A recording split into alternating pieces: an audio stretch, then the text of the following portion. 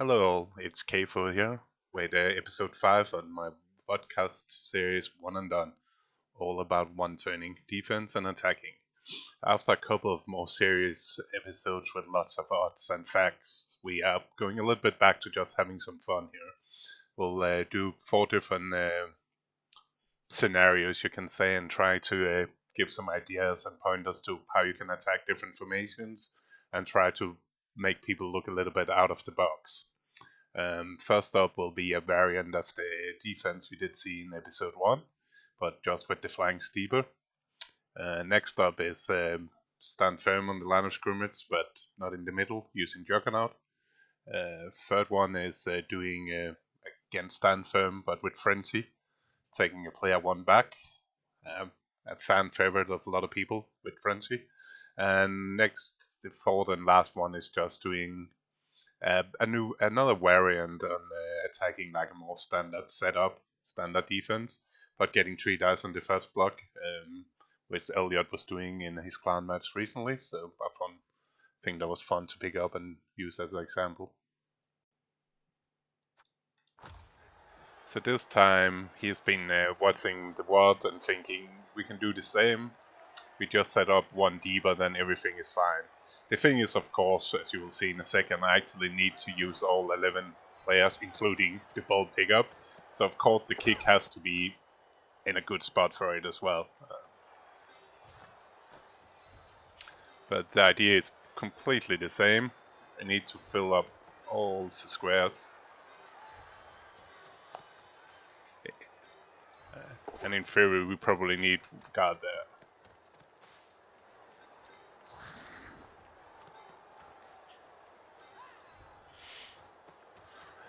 To make it 2 dice with an assist there. Spring 4 will of course make it harder. And in this case I don't actually need 2 squares because my gun runner is movement 10. But this will allow us to do it with a standard movement 9 sidestep gun runner. So it's exactly like last time. We placing somebody up here with a Juggernaut. So pushing back into that square, and sidestep can make it up and fill the next square. And then we can block from, we can get the second block all the way in from there. So I could have taken push instead. And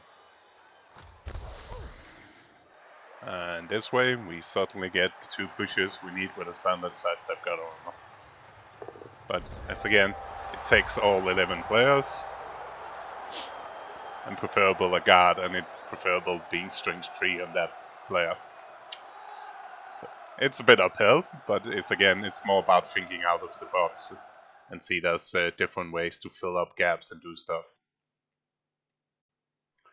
Next up is a favorite of mine. You see, especially in stuff like CTL quite often, it's people thinking, I got 2 stand firm, so I don't really need to care about what else I do. So just have a standard setup, 2 stand firm, and don't think about Juggernauts. We put this dude up if we get quick snap. Could have moved him up there, but we needed there to get the 2 dice. We blitz in.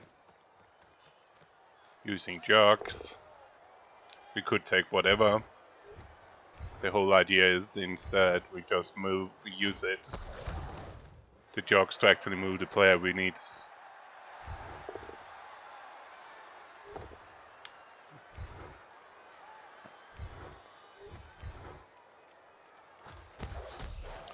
And get the pushes.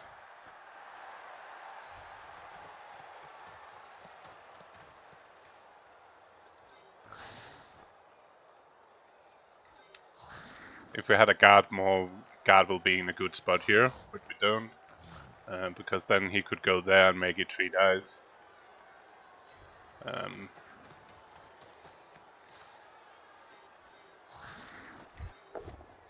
So, doop.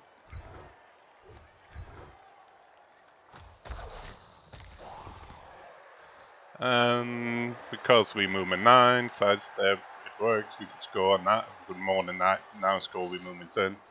But if we've been movement 8, sidestep, this allows us to do like we had last time. We've done this before where we can block into the first square automatically with taking up those 2 squares.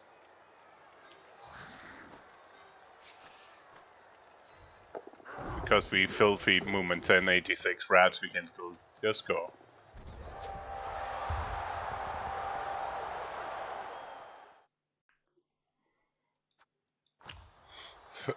Third example, we are back again. It's another lazy necro setup. We got stand firm, so you don't care too much about the rest, even if we got frenzy. For the nice illustration, we put a blood wolf here. It will of course never be a blood wolf. We do need the ball to our ball carrier, and we need that square filled anyway.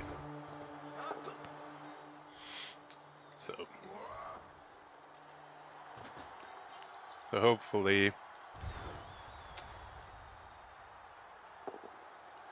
we can get some pushes going.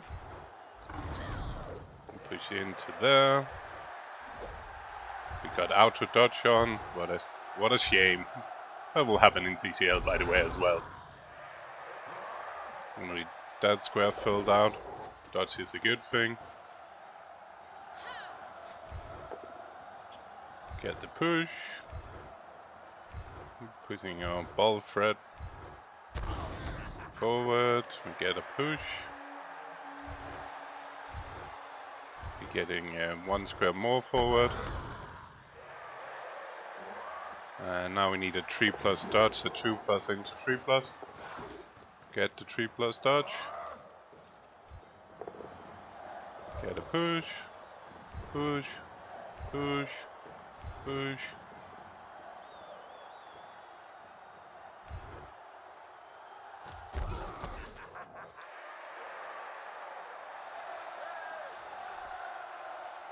And now we're kind of stuck because we cannot really do more. We can plug up. We can plug into there, we'll put into there. That doesn't help us. Because we can, we could stab. And now we just run with more movement 7. And it's a touchdown.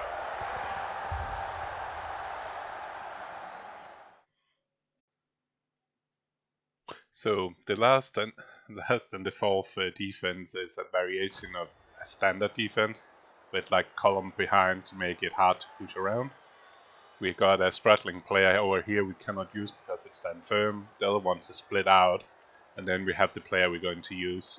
Elliot did this in his clan match. I was a bit confused what he was doing, but he was getting 3 dice on the first block, which you can do because we got sidestep. He did miss a rat over here, which could give a extra push later in the sequence, so it's not unimportant for the setup. We got a touchback, which is of course nice. We first need to block this dude. We can take whatever, but for the illustration, we just push him so you can see it doesn't matter if he goes down or not. We need to fill that square because we need to blitz from the square in front. Of course, if he did go down, we could potentially block from the square up here instead, but it doesn't matter much. This is still 3 dice with Juggernaut, which should work to get us the first push. And we follow up. We need to fill that square by somebody. It doesn't matter too much who.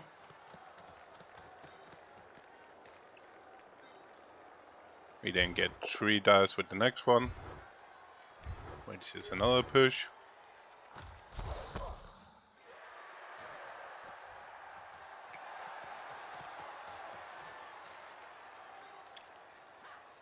And of course it's easier to get the 3 dice because it's stunty, but it's still 1, 2, 3, 4.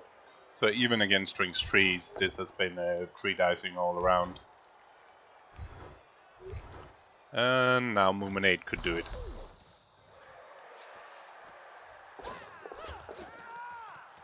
So even if you're cheating using strings 2, this was all 3 dicing. So that was the last little one-timer for this episode. Thank you so much for being watching to the end. Please give me a subscribe, a like, make a comment so we can spread the word about this. You're also more than welcome to, of course, share the video, share the playlist, get the word out there. Thank you so much. KFoged signing out.